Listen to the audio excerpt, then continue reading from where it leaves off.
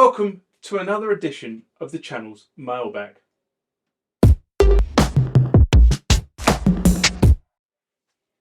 So what is Mailbag? Well, Mailbag is the part of the channel that you guys actually control.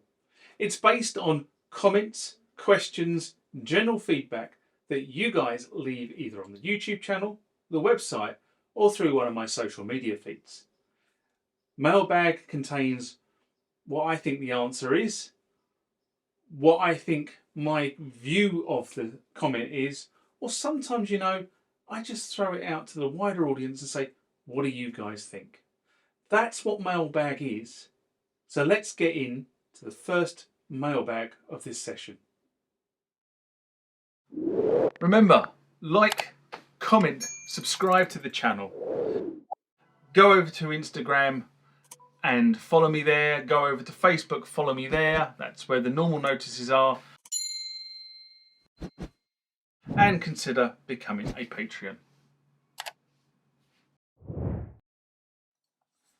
This common question comes from Nelson Click in response to Korg Kronos 3, game changer or just an update, an SMR I did in January 2025.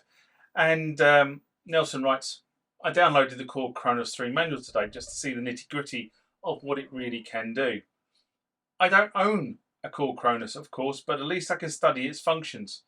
My first impression was, WOWSAH. There could be a 2-semester college course to analyse all the functions of the Korg Kronos, what it can do and how to apply it. Such an advanced design.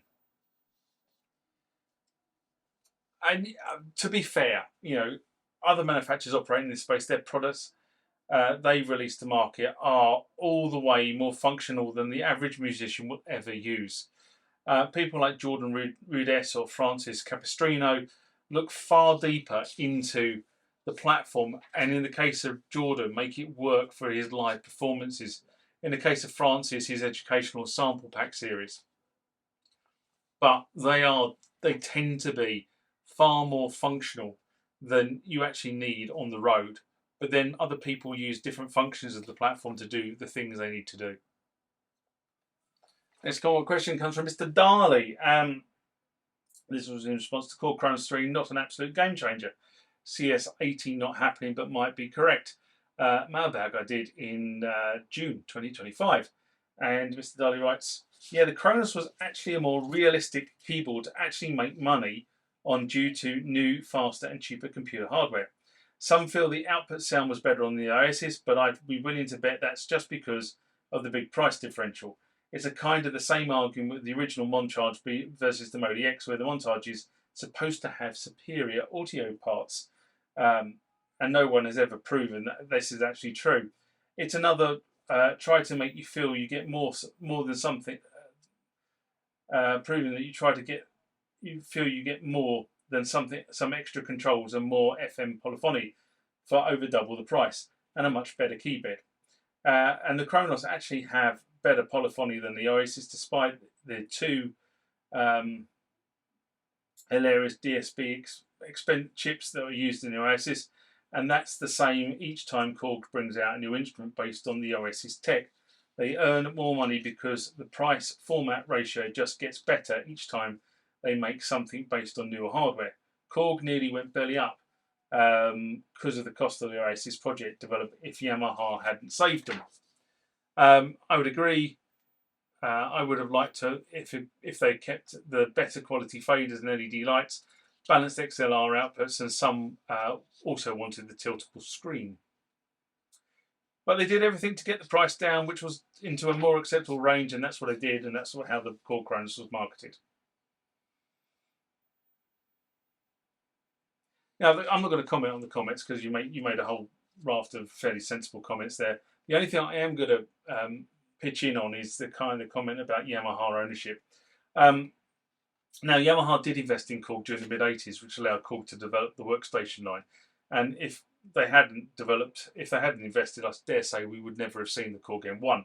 And while they had a degree of influence over Korg through their 25% stake, and I'm pretty sure it was about 25%, in terms of they actually made Korg far more conscious over how they manufacture stuff, how the supply chain worked, and would have had a say over product, but they never influenced it. Otherwise, Korg came to the market with the M1, and Yamaha came to the market with the SY77, SY99,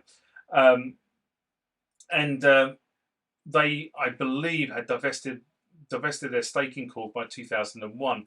And yes, I know early versions of the Oasis existed at this point, but the machine we know wasn't released until 2005 and changed substantially between the two dates. So I just wanted to sort of like just make it clear that I think Yamaha had little to do with the Oasis and the whole Oasis concept. Mr. Darley wrote back and said, I don't believe Yamaha wanted ownership of Korg. They just made sure they didn't go bankrupt. And that's exactly what they did by putting their money in. We can probably thank Korg for the succession of VSTs. They were pioneers already before the processing power of the standard PC were actually powerful enough to run soft synths. While Steinberg made the major industry standard, the price of the production Oasis was due to the Motorola 56,000 series DSP chips. It was the only thing that could run the early DAW and sounding processing software. They were quite expensive back in the 90s. Well, the Oasis was expensive, period. I'm an old Atari geek, and that was one of those that hated when they went down the transition to PC lookalike a decade before Cubase can run a reasonably stable version on the PC.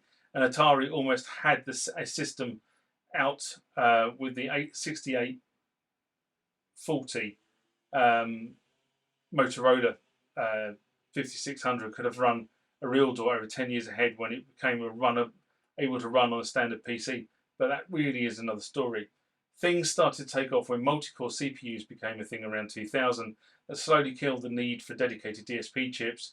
Just imagine how archaic a Fairlight system looks today, and those used to be expensive. The cost of a small house. Yeah, you could quite easily drop £250,000 on a Fairlight at that point in time.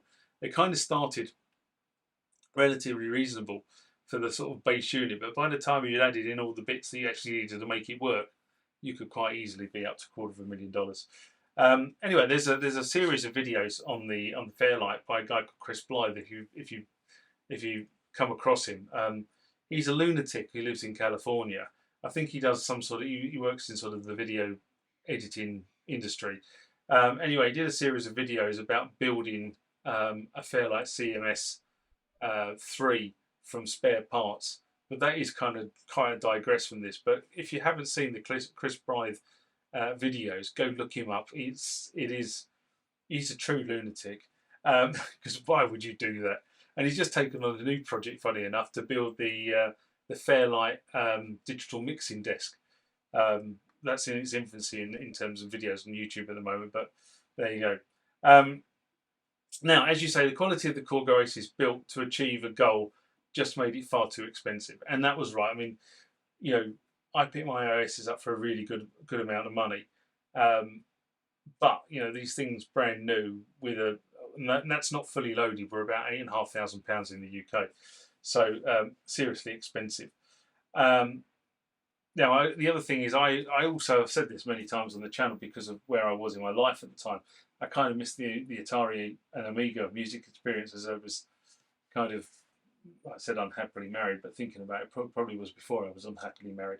And I picked up the DAW again when I got divorced, so I never got to experience the Cubase revolution. But many of my friends were absolutely welded to Cubase from their experiences from the early 16-bit micro days. Even though they no longer own a 16-bit micro, they still use Cubase. There you go.